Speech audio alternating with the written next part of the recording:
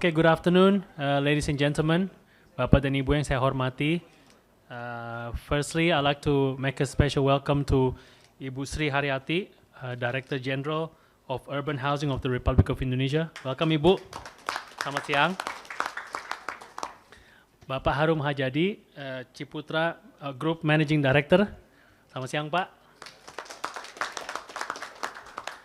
Mr. Chin Beng Yap, formerly Deputy CEO of Estate and Corporate of the Housing Development Board of Singapore. Welcome, sir. And Dr. Nicholas Morris, Economics and Adjunct Professor at La Trobe University in Melbourne. Good afternoon. And also I'd like to introduce some of our leaders from Deloitte. We have Pak Raj Kanan, our Infrastructure Asia Pacific leader, and Deloitte Southeast Asia as well. We have Pak Sahala. Pak Sahala is our Strategy Risk and Transaction Leader in Indonesia. And today I will be making an opening remarks on behalf of Deloitte Indonesia as the President Director for Deloitte Indonesia. So I'd like to welcome you all to this event. Thank you. So on behalf of Deloitte, it is an honor to stand before you today as we present some of the initial findings and recommendations of our social affordable housing. The report is titled A Roof for All, Social Affordable, a Key Driver of Social Development. As Indonesia strives for sustainable and inclusive growth, we must recognize that economic transformation is a shared responsibility for all of us. Public-private partnership will be key in mobilizing resources and ensuring that all infrastructure and real estate development serve the interests of all stakeholders.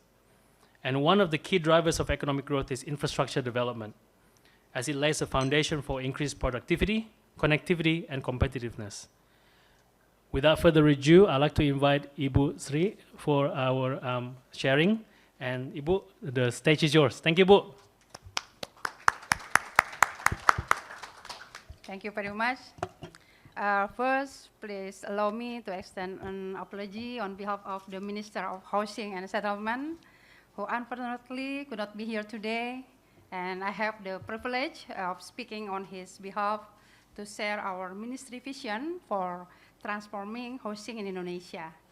And also, I would like to extend my heartfelt thanks to our esteemed panelists. We have Bapak Brian Indrajaya and also Mr. Raj Kanan, Bapak Sahala Situmorang, Mr. Chin Beng Yap, Mr. Harun Harjadi, and also Dr. Nicholas Morris.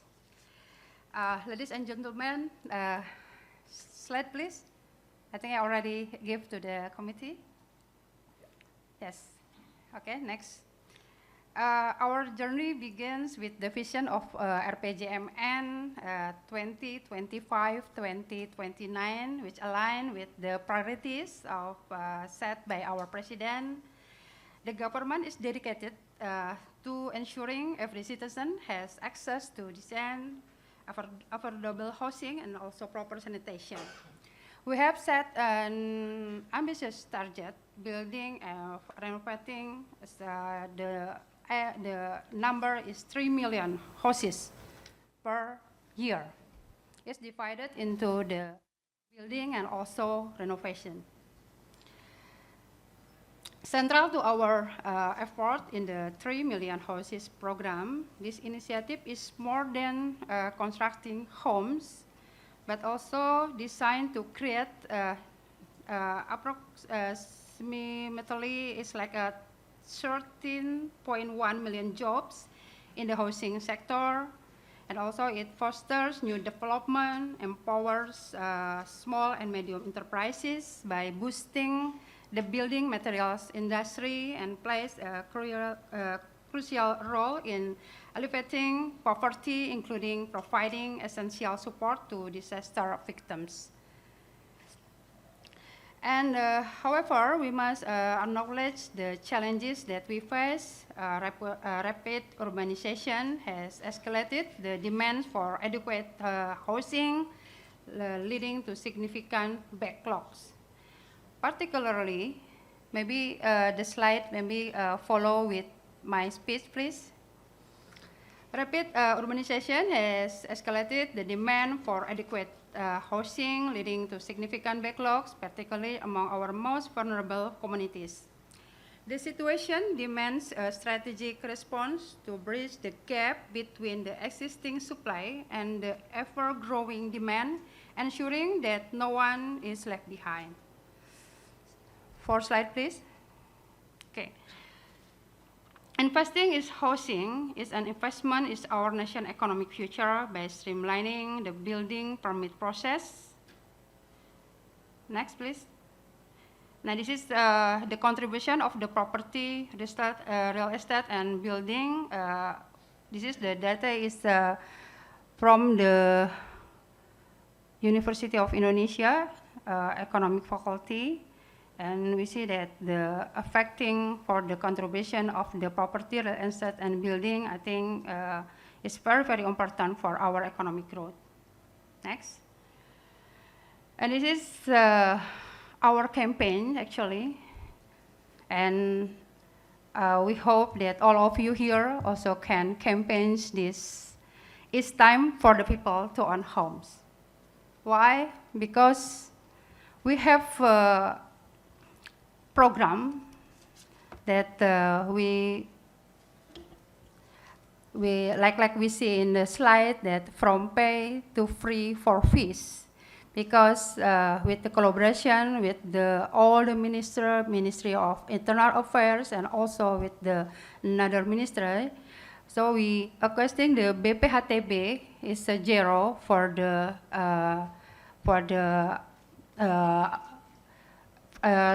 first is 5% to purchase price of subsidized houses by the regional government. So Mr.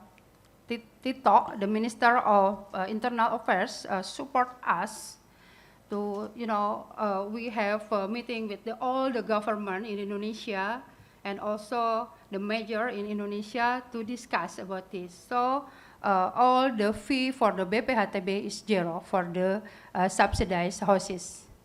And also PBG, maybe we know before it's like EMB. EMB is the building permit approval by the regional government. That's a retribution from the government, regional government actually. But now we have a program that all the building permit approval is free. And also value added tax also subsidized by the government. And when we talk about the process of the building permit approval, the process is like 45 days, and then we make a simplification to 10 days. But the example, like you see in the slide, for example, like in the Jakarta provincial government, has successfully issued a PBG permit in the 17 minutes, for example. So from pay to fee for fees, and also from solve to fast. This is our campaign. So it's time for us, for all of Indonesia people, to own homes. Next, please. And this is our target. We divided into 3 areas for the 3 million. First is in the urban areas. Actually, it's my target, it's my KPI. And the second is 1 million houses in rural area. And the last is 1 million houses in the coastal area. This is the last one, is the area that I think we have to support, because like a fisherman or another coastal people have, government have to support. So our minister want to focus also in the coastal area. Next, please. And this is, when we talk about the 3 million houses program, is the same with the definition of the backlog. Backlog means like not only just new development, but also about the revitalization. So we divide it into 2, new development and also revitalization. And then the source of the budget comes, we divide it into the 4. First, from the state. So in our budget in the Ministry of Housing, we also have a budget to build like apartment, or we call rusun. And also we have the program is BSPS. BSPS is the revitalization program for the houses for the poor people. And also we construction of flats, rumah susun, and also not only construction but also revitalization. And also we have a special division to the special housing for disaster victims. And also we make like inventarization, identification for the other source, like for example, we have another budget from the Minister of Finance, and also for the other government, regional government, or also the other minister like social, and also the other minister. And also we have the housing financing. We know more about the FLPP, Public Housing Loan Program. And also we have the housing down payment assistance subsidy and interest rate different subsidy. And the second one is like self-help housing. I think all the people want to build the house, so we make identification from the permit or the PBG that released by the provincial government. So we have some program with the provincial government to make sure that all the PBG is all the PBG that submit with the provincial government can report by the system. And the third one, in the private sector, including the foreign investment, we know that Qatar and also United Emirates Arab already have a MOU with Indonesia, and they commit to like support like 2 million houses, and also United Emirates Arab like 1 or maybe more 1 million for the support about investment in Indonesia. And also we have KPR, simple commercial mortgage, and also mid-level commercial mortgage. And the last one, this is the CSR. Is the one also one of the biggest support for the houses. Last week we have a meeting with the Pak Erick from the Ministry of BUMN, and then they commit that all of the our BUMN will support about the CSR, and they want us, they want me, they want our minister to make like a standard, the standard of the, for example, for the revitalization. So I think it's also the effort that we do. And then maybe all of you, if you read the news, we also have a meeting and have a program with the Bank Indonesia to improve the liquidity. Then the governor of Bank Indonesia already mentioned that for the KLM will increase the start from 23.19 trillion rupiahs increase until the, for example, like 80 trillion rupiahs. So this evening we will have a meeting with the Ministry of Finance, also with the Governor Bank Indonesia and all the related ministry to discuss about the this program, about the how to make it happen to increase our support from the houses from the from the poor people. And also now we have a new theme. It is still discussed actually about how to make government land from the house for the people. The land is owned by the government, but the building invested by the investor. But maybe we have make like a revision or something about the now HGB is like 80 years, like a 30 first, and then 20, and also another for 30.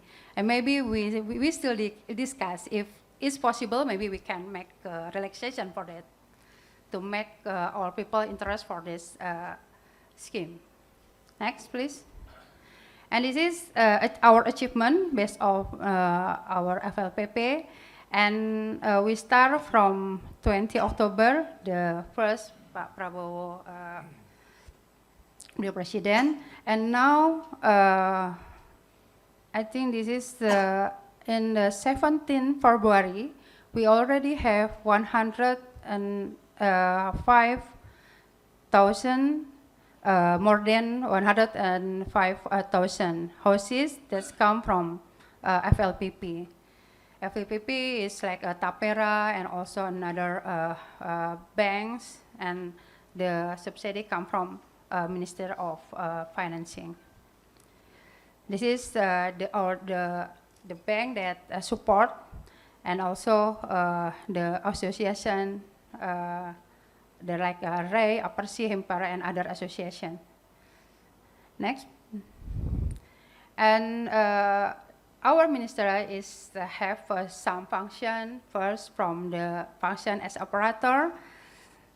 For example, Wisma Atlet Kemayoran, with our budget, we make a revitalization, and maybe next month we will make that all the in the Wisma Atlet can the ASN from another ministry will use it. Okay. Next, please. And as a regulator, like I mentioned before, that like a BPHTP and also PBG, the joint minister decree, we have the SKB, Surat Keputusan Bersama of 3 ministers, Minister of Home Affairs and Minister of Public Works, and also Minister of Housing and Settlement. We have the agreement. So all of the province, all of the fee for the permit PBG is free for MBR. Next, please. And this is as a facilitator, Pak Ara, our minister, always make a collaboration with all of the ministry and all of the stakeholders. We discuss, we know that if we just use the budget, the national budget, I think for the target is very, very difficult. But if we sit together with all of the stakeholders and all the ministers, I think all of that budget will can we achieve. Next, please. Then this is our function as a facilitator. Next, please. And this is also the support of Pak Tito, for example, in Jakarta, for the Rusun Pasar Rumput. Pasar Rumput, the budget comes from from the central government, PUPR, and then in Pemprov Jakarta with the Pasar Jaya to manage that Rusun, and now we have accelerating company with the Pasar Rumput vertical housing to reduce rental. The first our price is 3 million,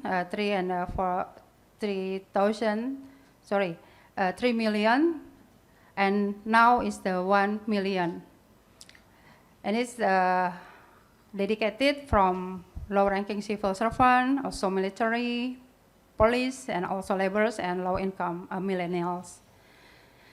And this is the facilitator, the function for the facilitator. We discuss, we talk with another stakeholder. For example, with Agung Sedayu, we have 250 units in Tangerang, and also with the Harum Energy, PT Brau, Bukit Asam, and also with the other our collaboration. Next, please. And this is function and facilitator. The Minister of Housing and Settlement area visit, resident living under the Tomang Bridge on the West Canal Infection Road in November, and then we discussed with the government of Jakarta, and now all of the people that live in the Tomang Bridge is relocation to resident from under the bridge in inspection, another rusun that owned by Pemprov DKI Jakarta. Next. And this is also that I mentioned before, that meeting with Attorney General Office, Minister of Agrarian Affairs and Special Planning, Pak Nusron said that there will be like 70 million hectare land that can use for the housing. And also, there's with the Ministry of BUMN, the Settlement Area Development Program near Manggarai, and we already discussed also with the Director of KAI from the Transit-Oriented Development Program that the housing is one of the focus. Next, please. This is also our function as a facilitator, coordination with all of the housing stakeholder. I think this is important for us to achieve our target. Next. So the conclusion is we want to have a support from all of the audience here to have, to make input for our program, because it's not easy to achieve that 3 million houses in the 1 year, but we believe that if we sit together, we help each other, I think the target will achieve. Thank you very much.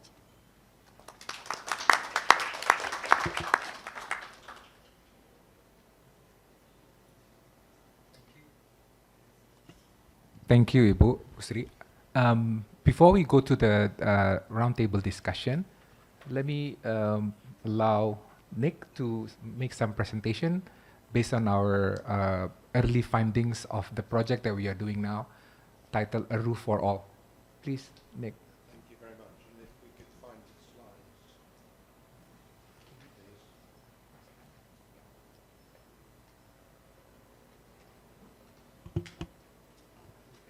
Good.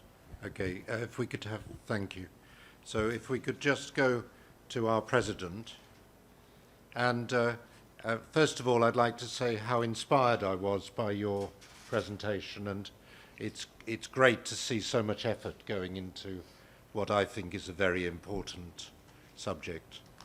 But as the President says, building affordable homes is not just about construction. It's about creating communities where people can thrive. What we've been doing in the work that will eventually become this report is we've been looking internationally at success stories for housing investment and social investment. Now, the thing about social and affordable housing is it's for people that can't afford to buy houses at normal market prices. So what we need to do is to find a way of making housing affordable and sustainable for people. And countries around the world have done that. India has done a lot of work on it. South Korea, Singapore. We picked those three because they're examples of countries which have done remarkable things with social housing. Now, one of the points we want to make is that this is a very effective way of kicking economic growth to a higher level. And there's a lot of literature, a lot of proof that that works. Us economists, we talk about multipliers. You spend $1, you get $3.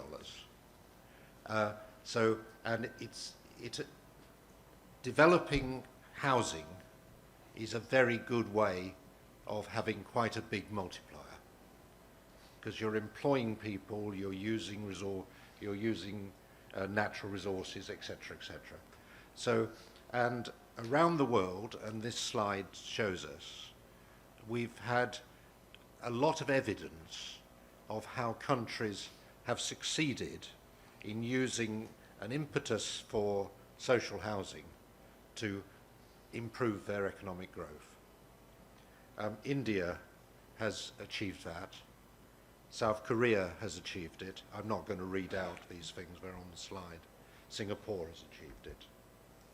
China, the period when it was moving into double-digit growth, housing played a significant part in that role. There is evidence, academic evidence, that, for example, in the UK, it creates a very large number of jobs and has a social, and there's been estimates of the social impact of billions of pounds. In Australia, there's some proof that every $1 spent on residential housing generates about $2.9 in industry output and consumption. Next slide, please. But it's not just the economic growth impact. It's also that it makes a very big difference to society. So there's social benefits and there's stronger communities. And here's just a few examples of some of the evidence. In China, 53% of homeowners in the new social housing felt a reduction in depressive symptoms. In Singapore, children from low-income families achieved upward housing mobility. In Malaysia, people in stable housing reported strong neighbourhood support. And in Australia, building 16,000 social housing units created over 47,000 jobs. So we've got a social effect as well as a growth effect. If I could move to the next slide.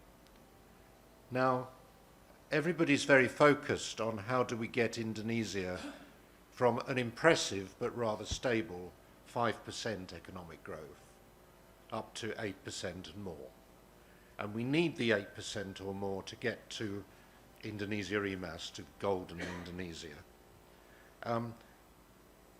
There's a lot of evidence that housing can play a very substantial role in getting us to that 8%. And if we look at what has been achieved in the past, 2015 to 2023, we've seen substantial improvements in tax income, raising regional revenue, greater employment of workers, contributing to GDP. And if we do 3 times as much, so we've done about 1 million, we can do now 3 million, we can expect that to lead to greater economic growth. The next slide, please. So this is sort of the basic work we've been doing to look at international examples. And we'll hear more from you, from Jingmen, about Singapore. But certainly Singapore, it stands out as a very good example of how livability has been improved. India has worked out how to have a very affordable process and a very accessible process through its schemes.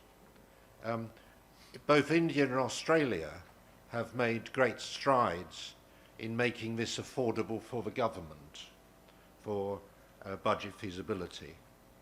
And there's quite a lot of evidence, both from South Korea and India, about how to get the incentives right for the private sector to want to be involved. So we have a sequence of questions which we're hoping that the panel will now discuss. The first is, how do we make sure that housing meets the needs of those who need it most? The second is, how can we ensure that it is affordable and accessible? India may help us there. How can we ensure that the government can afford it and will indeed allocate the necessary budgets? How can we incentivize the private sector to play its role in this process? And our fifth question, which we think is very important, is how can we enhance government coordination? Because it's not just the ministry, it's all the other government agencies and subnational governments and so on that need to be involved. And we've had a lot of experience with KPPIP, for example, where we tried to help in the process of coordination between ministries and agencies and so on. We think that a strong coordination is very important, and we're hoping that so if we now move to the final slide, please, in my set. We want a roof for all. We want to make the housing livable, which means that we've got to build effective housing ecosystems. We want it affordable, so inclusive for everybody. We want it to be financially feasible for the government, supported by public-private partnerships that are well designed and encourage the private sector to be involved. We've got to make sure that there are the right incentives, and we want to make the housing implementation as efficient as possible. Obviously, if everything's too expensive to do, so we need to be as efficient as possible with all our administrative processes. And we believe that that will lead to strong economic growth, greater eradication of poverty, and economic equality and upward mobility, leading to the goals of Indonesia EMAS. And we think that we need very strong coordination to achieve that. We're hoping that the Infrastructure Coordination Ministry will provide that. Thank you very much indeed. Okay. Thanks, Nicholas, for the very insightful presentation. Now let's go to the roundtable discussion. First of all, probably I would like to ask Ibu Sri, Bu, ya. Bu, thank you very much for sharing with us basically the vision of the ministry. I think you mentioned that it is an ambitious target, 3 million housing. Okay, and then Ibu also mentioned that the government budget may not be enough.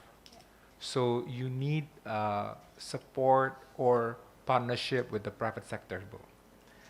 I think the objective of this discussion, Bu, from the perspective of private sector, they would like also to understand what exactly you need from the private sector. Kira-kira apa detailnya gitu, Bu, yang Ibu harapkan? Because here we have a lot of property players from the private sector. We have a lot of financiers, also multilateral agencies, Bu. So if you can share how each of us can support you, that will be great. Thank you, Ibu. Well, thank you very much. I think, like I mentioned before, that supporting for the private sector is the key. First, maybe like from the CSR program, I think the first that maybe we need support. But another things I think is more important is about how to the private invest the affordable housing. Yeah, maybe as a government we can have support from the tax-free or another incentive, but maybe we have sit together with the private what kind of support that also government want to from the private sector, and from the government side we need the to increase the investor to to invest in the affordable housing especially. And maybe another thing we are thinking about maybe if the private have a land, like a utilization under utilize it maybe for the land. Like for example, for the government, we already discussed with the DJKN and also Bank Tanah, Badan Bank Tanah, and with the Menteri at RBPN. And the government have some lands that maybe we can use for the houses project, the program, and maybe for the private. I think we want to know about the land or maybe the asset of the private that we will use for the program for the housing. For example, now we also have a program, for example, for the traditional market in Jakarta. We have like 153 traditional market in Jakarta. And now we have communication with the Jakarta government. We will make like a mixed use in the traditional market. Yeah, maybe if some private that in here we need the support, maybe we will make like a discussion, what kind of idea, and also one of our challenges about the budgeting and also the scheme of the financing. We know that the PPP now in the housing, I think Pak Ferry, I think we already discussed about that. For example, in Jakarta, because I'm from Jakarta government before I'm the Minister of Housing, until now, PPP project is not finished yet. So maybe we have to know, but what kind of step that make all the like a simple, and we have also have the problem in the permit, ya Pak. PBG, I think, yeah, okay, we have some program, but maybe not another province in Indonesia, so it's also our challenging. So if you say that what kind of private that supports, so we have to discuss what kind of scheme, financing scheme that works in Indonesia. Maybe we have to see also all of the regulation in here. We put all in the table, and then we discuss, maybe we have to make a revision. Or maybe we have to make a new regulation. So maybe it's time for us to support all of our target. Thank you. Okay.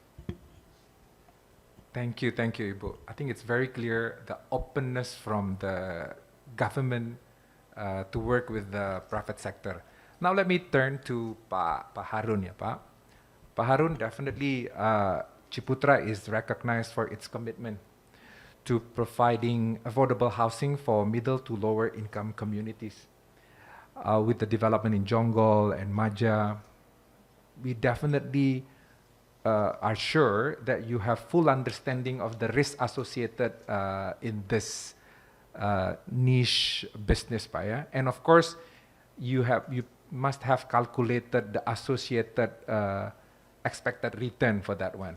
So, Pak, my first question to you is, can you share your thoughts with regards to the risk vis-a-vis the expected return in this business from the private sector point of view, Pak Harun?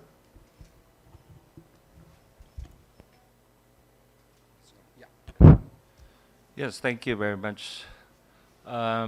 Thanks for inviting me to the session. I'm very surprised to be invited. Yes, I think we have, first of all, we have to know whether we are trying to solve housing problem or owning houses problem. Yeah, because if the problem is we're trying to solve is housing problem, I think housing problem is more in the city. Like Ibu Sri was saying in Jakarta. Jakarta, we have a housing problem, especially for the low-cost houses. Yeah, low-cost housing.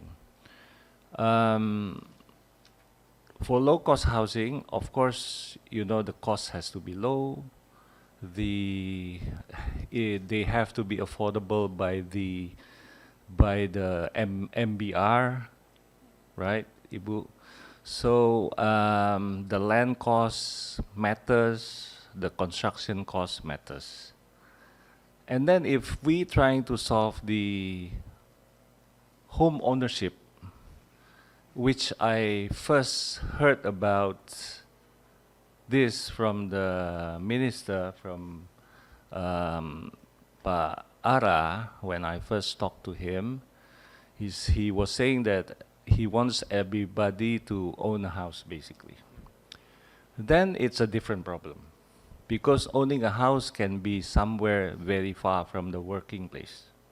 So it is not a housing problem, but it is a problem of owning a house. Like for example, you mentioned about our development in Jonggol and Maja. Yes, we built low-cost houses from 125 million to some 250 million rupiah houses. But these houses are located in Maja and Jonggol, which is very far from the city. And in Jonggol area, for the occupancy there, about 48,000 houses we sold. The houses occupied were about 42%. Yeah. And then in Maja area, about 40,000. Yeah, 40,000. 40,000 houses, the occupancy is about 20%. So I would imagine that probably most of the buyers actually want to own a house, but they don't need a house. That's why they don't occupy the buildings. So I think that's one of the biggest problem also for us to figure out whether these people need houses or not. There's for the workers in Jakarta area who are having housing problem, basically they come from the villages. And most of them actually come by themselves. They don't bring their families. The guy comes by himself or the woman comes by herself. So they need place to stay. So they don't need to own a house, they need a place to rent. Affordable rentals in Jakarta. So I think this is the biggest problem that we have to solve. I think the private sectors are also trying to help. Yeah, to build affordable rental housing. When we build apartments in Jakarta, Ibu Sri knows this. I'm so glad Ibu Sri now in the PKP, because then I know PKP will solve a lot of problems. Because you were the one that solved a lot of problems in Jakarta. Without you, in Jakarta was a chaotic office. Well, anyway, see, in Jakarta, whenever we build apartments, we have to give 20% for low-cost apartments or rumah susun. The fund is actually, we transfer to the city. So the fund is actually with the city, the 20%. So this 20% actually can be used to build low-cost rental apartments, rumah susun, which the fund is not utilized yet. And every time some developers build for middle and up apartments, they have to give 20% of funding to the city for low-cost rusun. I think this fund can be used definitely to build low-cost rental apartments. I don't know how much the total have been given to the city, but anyway, definitely this can solve a lot of problems with the housing in Jakarta. Yeah, for the villages, I think the housing problem is less. Most of the problems are inappropriate houses. Yeah, their toilets are not very healthy. So some of our developments in our group, we help to revitalize these houses, which I'm so happy that you showed also that some of the programs programs are to revitalize the existing houses. So we try to revitalize these houses to become healthier, quote unquote. So I think that's some of my 2 cents today, and to provoke some discussions today. Thank you. Thank you, Pak Harun. Let me turn to Chin Bang.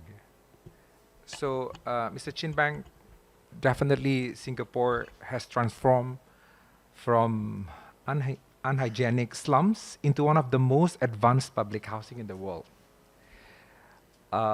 Can you please share with us the history and the success factor that Singapore has had with this developing public housing over the last 40 years probably? And if you can emphasize on the partnership between the government and private sector, that would be great. Please, Mr. Okay, Chin Bang. thank you. That can be a very long answer just to your one question. So I can take 3 hours to talk about it. Okay, first of all, I'd like to thank the organizer for inviting me to this IES at this round table. Having worked in a public housing organization for 40 years, all right, thinking of how to house the people. And it is very excited and inspired to know that Indonesia is working in with such an ambitious and commendable commitment in providing people for the people, housing for the people in a very big way. Yes, Singapore, I think as you know, before 1959, Singapore was the British colonial.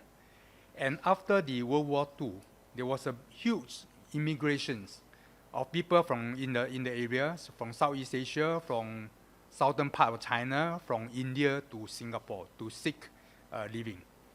But the colonial government couldn't build fast enough. So ended up that a lot of people live in squatters, in slums. There's no sanitary facilities, no water supply, no electrical supply, and they live in timber houses in a very compact way. And then therefore it's also fire hazards. So whenever there's a fire, the whole village gets burned down. So after 1959, after Singapore gained this self-governance, and the government at that time, the People Action Party, under the leadership of the founding Prime Minister, Mr. Lee Kuan Yew, determined that housing is a top priority for the nation building. So in 1960, Housing and Development Board was formed. And its task is to house the people, to provide housing to solve this acute housing shortage as quickly as possible. Right, and within 10 years, HDB built 100 houses. Right, of course, in Singapore, this is very small compared to Indonesia. We talk about millions of houses. But given that the size of Singapore and the size of the population, and it was sufficient to house half a million people. And that quickly resolved the problems. Right, and then coupled with the economic development in the late 60s, throughout the 1970s to early part of 1980s, the income level has gone up. And also in 1964, the government decided that home ownership should be the cornerstone of our housing policy. The reason is because Singapore, as a young country, people there, many of them still have this immigrants mentality. They are there only to earn a living. And whatever bulk of their salary, they send back to their home villages. So in order to link the destiny of the people with the nation, okay, the government decided that everyone should have a stake in the country. And that's the reason why we emphasize on home ownership. So home ownership is a cornerstone of Singapore's housing policy. And today, 90% of Singaporeans are homeowners. And and especially for among these housing, 3/4 are public housing. And among those who live in public housing, 94% are home ownership flats. Only 6% live in this government rental housing. Now, so how Singapore achieved this is because of the strong commitment from the government, right? In two aspects. The first part is the financial, right? The government provides the capital for the development, and also for HDB, Housing and Development Board, to give out this mortgage loan to the people, right? And in a way, cheaper than the banks, and it's easy financing for the people. And secondly is that it also provides a grant to cover the deficit suffered by Housing and Development Board. Housing and Development Board make losses every year since 1960. And the more losses the housing development make, the people are happier. because it means that the government is very generous in giving out this housing subsidy. And just for the last financial year, the grant given by the government to cover the deficit was 4.7 billion Singapore dollars. It's very high. It's the highest since the beginning. Right, so there's very strong commitment from the government. Second is that there is a single lead agency in driving this home housing scheme. Right, Housing and Development Board is the single lead agency which coordinates all aspects of public housing, right, including the town planning of HDB towns. In other words, the Urban Land Authority, through the master planning, right, will decide, allocate which area are for public housing towns. And HDB will take the lead to provide the detailed planning. Now, and HDB, in doing so, coordinate with all the other government agencies who are part of the town, right? In the sense that, because, for example, in a town, you will have retail sectors, of course. You have markets. You have other facilities such as parks, sports stadiums, schools, okay, which is very important, and also the childcare centers, elder care center, community centers, and so on. So all the agencies, of course, the infrastructure departments as well, such as roads, electricity, water supply, sewerage, and in such a way that only after the plan is finalized, then this is presented to the government for this master planning approval, right? And therefore, HDB in this case, HDB as a lead agency, it is also the master developer, right? It determines the pace of the development, the size, and these are shared with the other agencies. So they will know that this town is going to have how many people in 3 years' time, in 5 years' time, in 10 years' time. Then all the other agencies will plan their facilities accordingly. Right, so much so that when the first resident move in, the facilities are there. It's very convenient for them. So therefore, when we plan housing, we are not just talking about just providing a roof over the heads, but we are talking about total housing experience. Right, so we provide a livable housing, right, living environment. So it means that people find convenience for their daily lives. In fact, we plan the town in such a way that people can just walk in 10 minutes, can reach all the facilities that they need, either marketing, shopping, even for schools. Our primary school students can just walk to schools. Within 10 minutes, they can find the school. Right. So, and other than that, we also place a lot of emphasis on social, right? Like the president say, right? We are not just providing housing, but we are building communities. So a lot of our policy revolving around this community building. And of course, the economic development. I think as Nicholas had mentioned, it's a multiplier. Housing is a multiplier. In fact, I remember reading a paper by an international consultant it said to the extent that Singapore is successful because of its housing program. That's its conclusion. Right? Because other than providing just housing, we also take the opportunity to plan our towns. Right? So like what this Harun talking about, where we need to provide housing at the place where the demands are. So the supply must meet house demand. But how to do that? Now you have to provide housing at places where job opportunities are. So in the Singapore's town planning, we plan together with creating job opportunities. So people in the town can find jobs in the light industries, which are usually at the fringe of the town, or at the retail sectors within the town, or in the offices, and so on.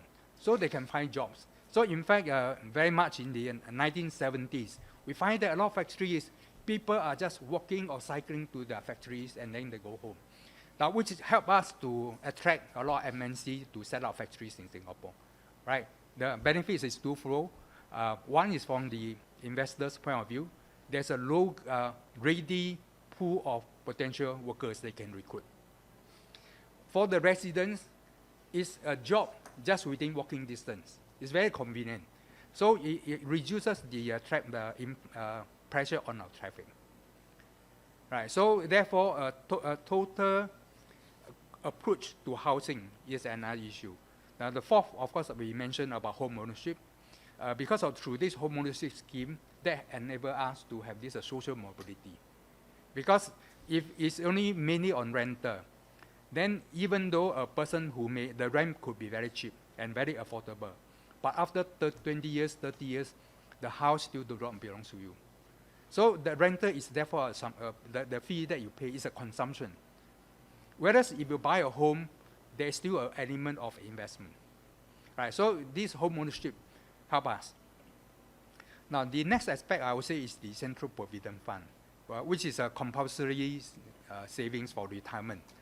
I think just now this Ibu talk about this, how private sector and government can come in together to provide housing.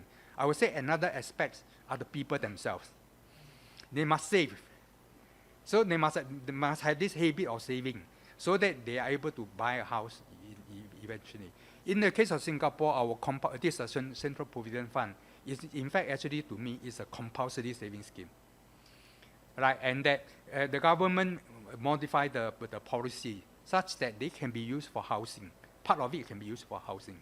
And therefore today, most Singaporeans, when they can afford to buy a home, because they can serve their mortgage loans, their installment, just purely from their money CPF contribution, without touching on their take-home cash. Yeah. Okay. Thank you, Chin Bang. I know Ibu doesn't have a lot of time. Ibu has to go. But Ibu, can we give the floor, one or two questions to Bu Sri? If you have any burning questions, please. Yeah, okay. One question, another question? Okay, only one. Sorry, just one. Come on, Pa Perry. Sorry, Ibu. Actually, I'm not questioning Ibu. I know Ibu since long time ago. And actually, I'm part of the ecosystem of building this housing, public housing. So thank you, Bu, and congratulations on your promotion. I'm really glad that you have that very important job. We will support you, no worries, Bu. But I agree that, as Pa Harun said, we need to, so over the last 3 months, I've already done a small tour. So I met almost like all the stakeholders in this housing industry, right? I call it an industry still. And I just realized the stakeholders so immense. There are so many players from the upstream down to downstream, right? So we're not talking about financing of the aspect of this housing program per se. We have to talk about the whole grand scheme of whether or not we can pull out this very noble program to build 3 million houses.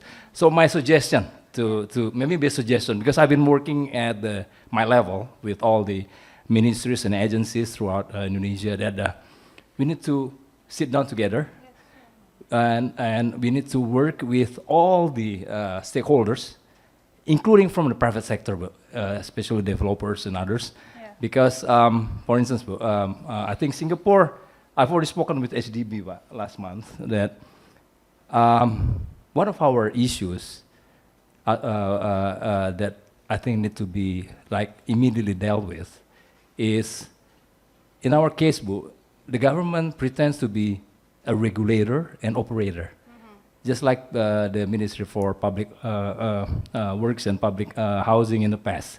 So they played both roles as regulator and operator at the same time. I think it's not going to work, bro. If our target is only like building 300,000 houses, well, I'll resign. I'm not going to be the assistant deputy for housing financing.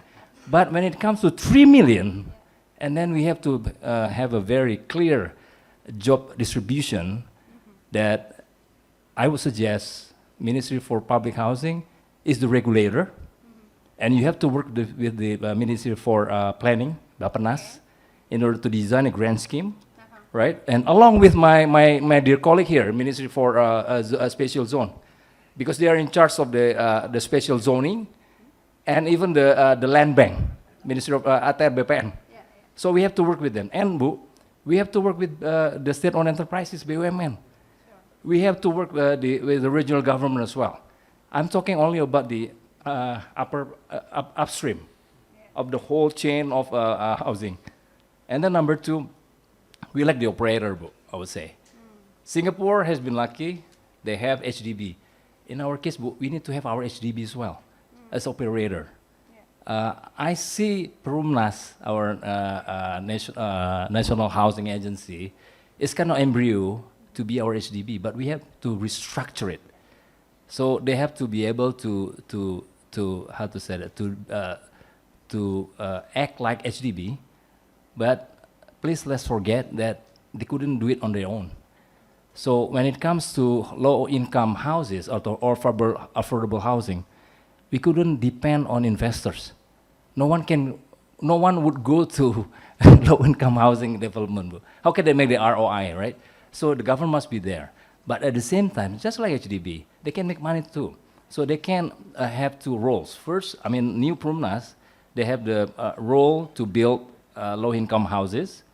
Government assistance must be there in all shapes, right? Subsidy and even direct capital injection. But at the same time, they have their role as developer. So we'll be talking about their sustainability as a national housing agency. And then I agree, we need to have a provident fund. We have so many social funds. We have Tapera, we have BPJS, we have Taspen, we have Asabri. But all of these funds are scattered. If we can integrate them, then I think it will be a great source of fund pool to build, to support the 3 million houses. Again, this is not a question, this is not criticizing, this is whatever, this is a token of support. So we'll be behind you. Thank you so much. Thank you, Pak Ferry. Definitely, this is not the end of the discussion, ya Bu ya. Nanti we definitely need a more discussion, sharing. I will invite all of you to. Okay, that is what we want. Thank you, Ibu. I think we can continue, but probably Ibu, you have to leave, right, Ibu? Yeah. Okay. So, Please, your last comment, Ibu. yeah. Thank you, Pak Ferry. It's great to see you again. And yeah, I agree with you that collaboration is key. And when we talk about the funding, we also preparing the host of fund. Yeah, maybe if you have time to discuss more detail with us, I think it's very great for us. Okay. Sorry, Pak okay. Sahala, because I have a meeting with the Pak Menteri in PIK 2. That's something. Thank you, Ibu. So, We can continue. Thank you, Ibu. okay. Thank you, Ibu. Makasih, Bapak. Makasih, ya, Ibu. Okay. Let me give an opportunity to the floor. If you have any questions to...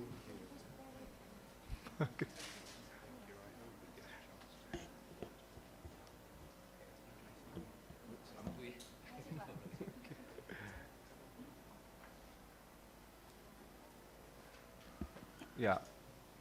I would like to give an opportunity to the floor. If you have any questions to probably Pak Harun can stay here. Pak Harun or Chin Bang or Nicholas.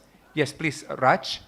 I guess I mean it's a pity that the Secretary General is leaving. But firstly, I want to apologize on behalf of Pak Emil Dada, who's supposed to be here today, because I think one of the key questions or one statement you made is that we need to involve regional governments, particularly because they will be the key implementing agencies, etc. So Emil was very keen to come, but unfortunately today he's at the rehearsal at the palace for his installation tomorrow as Vice Governor for East Java. Incidentally, Dr. Emil Dada used to be one of our directors, so he's a consultant who's became a politician. He's a very impressive young man. But I just wanted to follow up on particularly the question around the possibility of having an authority, right, like Housing Development Board in Singapore, and you mentioned about Perumnas. Perhaps this is for both Pak Ferry and maybe Pak Harun as well. What is the current thinking of government with respect to establishment of who will drive this? It's $1 million question, sir. So actually, it's my idea, to be honest. I'm a rookie in housing. I was assistant deputy for investment strategy over the last 4 years, right? But my strategic thinking is the following. Over the last 10 years, since Pak Jokowi took the office in 2014, in average, by using our state budget, we were only able to build around 200,000 houses per annum per year, right? The highest one was back in 2018 when we built 261,000 houses per year. So now the tally is, well, as you know, we're at 3 million. So by using the same scheme, and you would expect different result, and then you please refer to a scientist, right? What's the name of the guy? Sigmund Freud, right?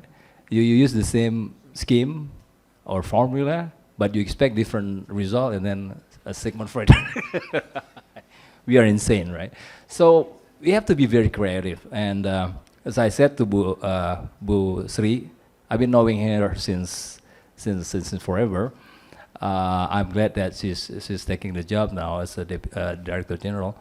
That we need to have a national housing agency that would help us to how to say that, to act on the government's behalf, right? So this new agency can work with everybody, including investors for sure, right? While for the low housing segment, of course, it is their job, and the government must help them, just like HDB when it comes to low housing income houses. The thinking is still floating, sir, because Perumnas has their own. So I've been engaging them. Perumnas just wants to have another capital injection from the government. That's very easy, of course, but I don't think they could get it like immediately, because our budget is being, stretched, right? So I push them to become more creative, and actually I couldn't disclose it here, but I've already offered them a structure that can think about. So actually I copied some from HDB and others like from Thailand and India as well as Japan. I try to mix all because we have to fit it to an Indonesian situation, right? But if you ask about whether or not we have one position on National Housing Agency, my answer is no yet. But I'm trying to push by meeting all these blocks.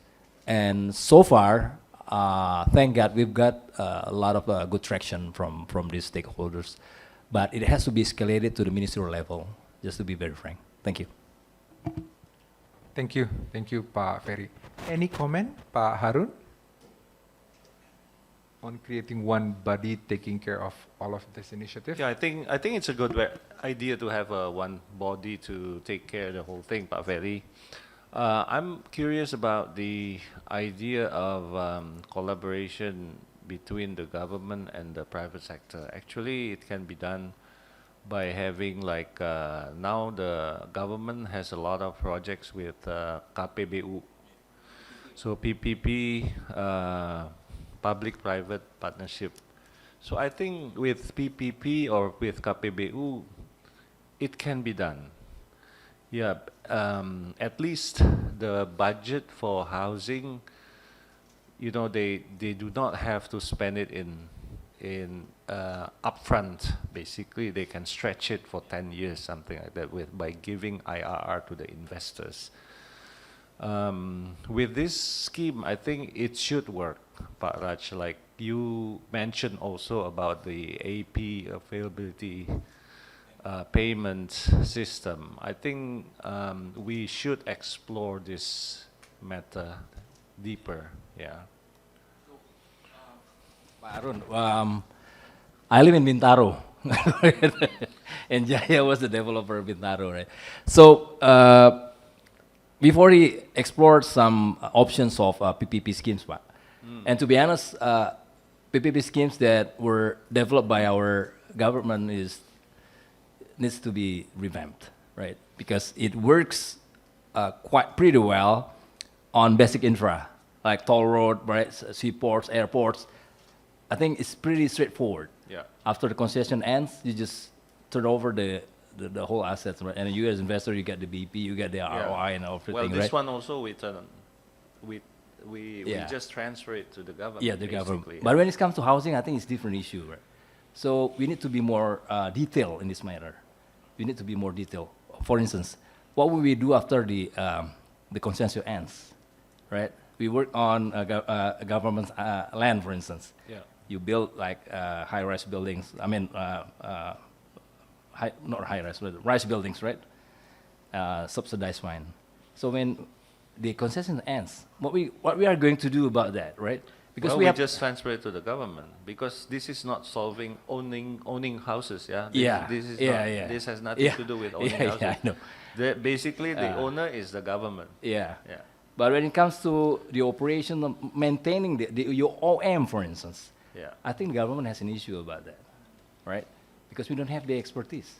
Yeah. So- Basically, in terms of SLAs, it's very difficult to achieve. Yeah, so I could share my proposed schemes, but my point is, our PPP schemes must be very detailed and very how to say it, flexible. For instance, when it comes to AP, I was proposing a floating AP, because the tenants there, we assume that their stream of revenues won't be flat like forever, no, right? cannot. If Right? that's the if that's the skip, then no developers or no will investors come want to do it. Well, basically the AP is guaranteed. It's by a the guarantee. government. Okay, we talk about it later on. Thank you. Okay, thank you. It's a very interesting discussion, but I think we need to close this. As a moderator, I thank you very much for all the participation. As a summary, I would say, as Ibu Sri mentioned earlier, it is an ambitious target for Indonesia to construct 3 million housing, 1 million in rural area, 1 million in urban area, and 1 million in coastal area. Bu Sri also clearly indicated that the government budget is not enough to undertake this ambitious target. Hence, private sector involvement or partnership with private sector is crucial. We have discussed a couple of issues, but I think two things that is very clear to me. That one is on the structure of the PPP or KPBU structure in the public housing. It's not clear. I think we need to have a more dialogue on this. And then the second is, I think, the creating one body who will coordinate all of this issue is paramount. So with that, I would like to thank you very much. Thank you.